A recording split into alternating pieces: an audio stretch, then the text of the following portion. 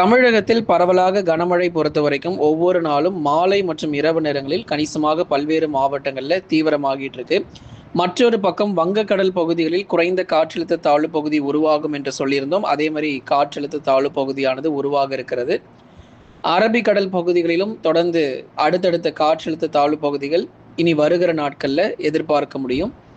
அப்ப எப்படிப்பட்ட ஒரு கனமழைக்கான வாய்ப்புகள் தமிழகத்தில் இருக்கு அப்படிங்கிறத இப்போ நம்ம தெளிவாக பார்க்கலாம். நீங்க நண்பர்களே ஒண்ணே ஒன்று பண்ணுங்க, மறக்காமல் லைக் பண்ணுங்க, சப்ஸ்கிரைப் பண்ணி தொடர்ந்து சப்போர்ட் பண்ணுங்க.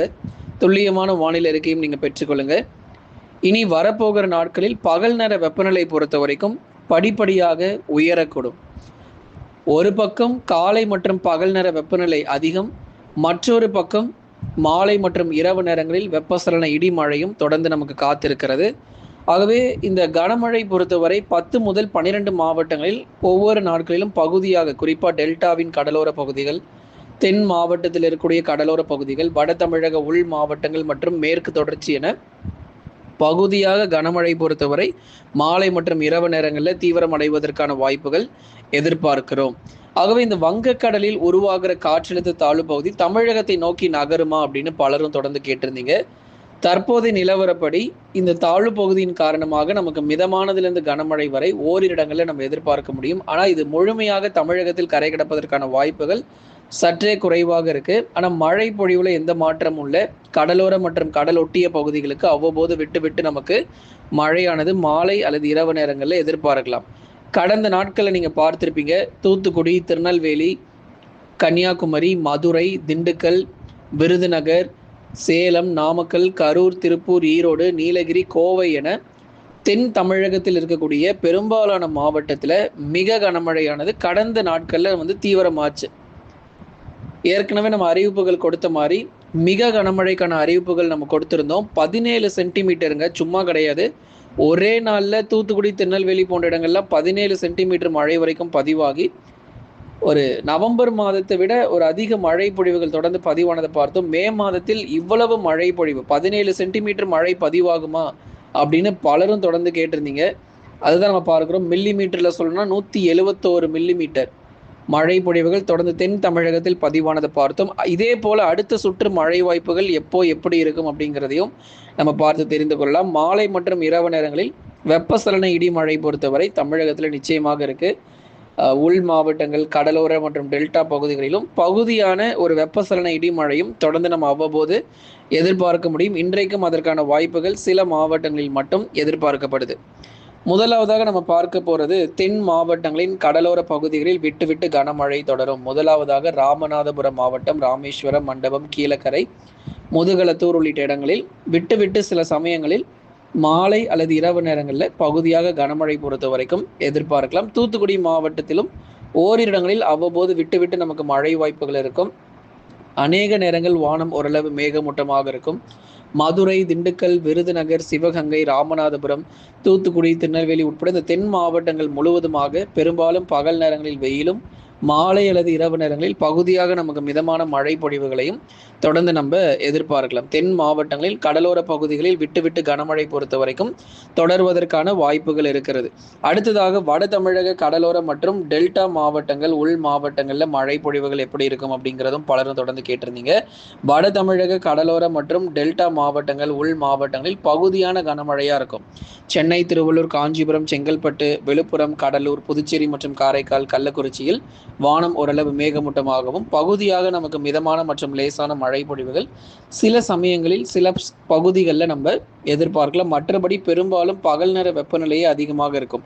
சென்னை, திருவள்ளூர், காஞ்சிபுரம் மற்றும் செங்கல்பட்டு உள்ளிட்ட மாவட்டங்களில் பகல் நேர வெப்பநிலை பொறுத்தவரை தீவிரம் அடைவதற்கான வாய்ப்புகளையும், அதே போல டெல்டா மாவட்டங்கள் தொடர்ந்து தஞ்சை, நாகை, திருவாரூர், அரியலூர், பெரம்பலூர், திருச்சி, புதுக்கோட்டை மற்றும் கடலோர பகுதிகளில் இருக்கக்கூடிய கடலூர், விழுப்புரம், புதுச்சேரி மற்றும் காரைக்காலிலும் பெரும்பாலும் நமக்கு பகல் நேர வெப்பநிலை சற்று தீவிரமடைய வாய்ப்பு இருக்கு.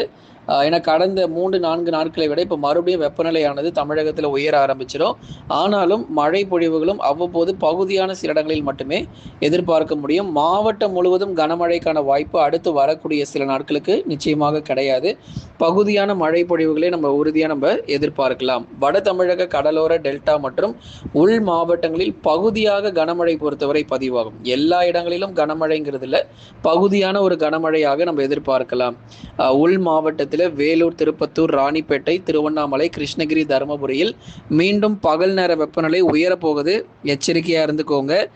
ஏன்னா கடந்த சில நாட்களுக்கு முன்பதாக பரவலான மழை பொழிவுகள் தொடர்ந்து நம்ம பார்த்தோம். உள் மாவட்டங்களில் கர்நாடகாவில் நமக்கு பெங்களூர் பகுதிகளில் மழை தீவிரமாகும் போதே கிருஷ்ணகிரி, தருமபுரி, வேலூர், திருப்பத்தூர், ராணிப்பேட்டை உள்ளிட்ட இடங்களிலும் பரவலாக மழை தீவிரமானதை நம்ம பார்த்தோம். இனி வருகிற நாட்களில் இந்த சேலம், வேலூர் மாவட்டத்திலிருந்து அந்த சேலம் மாவட்டங்கள் வரைக்கும் அந்த உள் மாவட்ட பகுதிகள் முழுவதுமாக பகலில் வெயிலின் தாக்கமும், இரவு அல்லது நள்ளிரவு நேரங்களில் பகுதியாக சில இடங்களில் மிதமான மழை பொழிவுகளும் எதிர்பார்க்க முடியும். மேற்கு தொடர்ச்சியில் 100% மாலை நேரங்களில் மழை வாய்ப்புகள் கிடைக்கும். நீலகிரி, கோயம்புத்தூர், தேனி, தென்காசி போன்ற மாவட்டங்கள் குறிப்பாக மலை பகுதிகளில் 100% மிதமானது முதல் கனமழைக்கான வாய்ப்புகள் தொடர்ந்து நம்ம எதிர்பார்க்க முடியும். மேற்கு தொடர்ச்சி மலையொட்டிய மாவட்டங்களில் மலை பகுதிகளில் மட்டும் கனமழை இருக்கும். மற்றபடி மற்ற இடங்களில் வான மேகமூட்டம், வெயிலுடைய தாக்கம் மட்டுமே எதிர்பார்க்கப்படுது. தென் மாவட்டத்தில் இருக்கக்கூடிய குறிப்பாக மேற்கு தொடர்ச்சி மலையொட்டி இருக்கக்கூடிய பகுதிகள், உதாரணமாக விருதுநகர் மாவட்டம் ஸ்ரீவில்லிபுத்தூர், ராஜபாளையம் உள்ளிட்ட இடங்கள், அதே மாதிரி திருநெல்வேலி மாவட்டம் ஊத்து, காக்காட்சி, நாலுமுக்கு, இதெல்லாம் திருநெல்வேலியினுடைய மேற்கு பகுதிகள். அதே மாதிரி மேற்கு தொடர்ச்சி மலையொட்டிய மாவட்டங்களை ஒட்டி இருக்கக்கூடிய பகுதிகள். இந்த இடங்கள் எல்லாம் நமக்கு சில சமயங்களில் மிதமானதிலிருந்து கனமழை வரைக்கும் நிச்சயமாக எதிர்பார்க்க முடியும். மேற்கு தொடர்ச்சி மலையொட்டிய மாவட்டங்களிலும் மாலை அல்லது இரவில் மிதமானது முதல் கனமழைக்கான வாய்ப்புகளும் தொடர்ந்து எதிர்பார்க்கலாம். கடந்த 24 மணி நேரத்தில் ஈரோடு மாவட்டத்தில் 35 டிகிரி செல்சியஸாக வெப்பநிலையானது பதிவாகி இருக்கிறது. கடந்த 24 மணி நேரத்தில் ஈரோடு மாவட்டத்தில் மட்டும் 35 டிகிரி செல்சியஸாக வெப்பநிலையானது பதிவாகி இருக்கிறது. தொடர்ந்து பகல் நேர வெப்பநிலையானது சற்று குறைந்தது போல இருந்தாலும் மறுபடியும் 38 முதல் 39 டிகிரி செல்சியஸ் வரைக்கும் நிச்சயம் நமக்கு நிறைய மாவட்டங்களில் பதிவாகும். தென்மேற்கு பருவமழை கிட்டத்தட்ட தொடங்கியாச்சு. 95% பருவமழை தொடங்கியாச்சு. வருகிற நாட்களில் இந்த குறைந்த காற்றழுத்த தாழ்வு பகுதிகள் உருவாகுது இல்லையா, அன்று முதலாகவே நமக்கு தென்மேற்கு பருவமழை தொடக்கம் அப்படின்னு சொல்லி நம்ம வைத்துக் கொள்ளலாம்.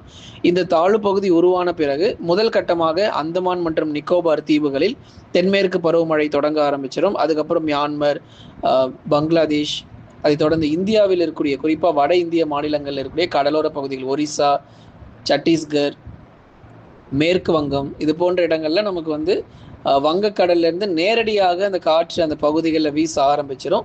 தமிழகத்திற்கு பொறுத்த வரைக்கும் தென்மேற்கு பருவமழையை நம்பி தான் நம்ம இருக்கிறோம். குறிப்பாக கேரளா பகுதிகள், கர்நாடகாவில் மழை வாய்ப்புகளானது மே மாத இறுதியில் சற்று வலுவடைய வாய்ப்பு இருக்குது. அது வரைக்கும் அந்த காற்று மற்றும் வலுவாக இருக்கும். மே மாத இறுதியில் சற்று வலுவான காற்று பொறுத்தவரை கேரளா, கர்நாடகா மற்றும் மகாராஷ்டிரா மாநிலங்களில் தொடர்ந்து எதிர்பார்க்கலாம். இப்போவே நிறைய இடங்களில் கேரளாவில் அவ்வப்போது நமக்கு மழை பொழிவு பதிவாகாமல் கிடையாது. சில இடங்களில் தொடர்ந்து மழை வந்துக்கிட்டு தான் இருக்குது. இனி வரப்போகிற நாட்களில் தென்மேற்கு பருவமழை காரணமாக கர்நாடகா மாநிலங்களிலும் படிப்படியாக நமக்கு மழை பொழிவுகள் அதிகரிக்கும். எல்னினோவின் தாக்கத்தின் காரணமாக இயல்புக்கு ஒட்டிய மழை பொழிவு மட்டுமே தொடர்ந்து எதிர்பார்க்கப்படுது. ஆகவே நீங்கள் எல்லாருமே மறக்காமல் தண்ணீரை சேமிங்க, தொடர்ந்து மரங்களை நடுங்க, இயற்கையை பாதுகாத்து கொள்ளுங்க.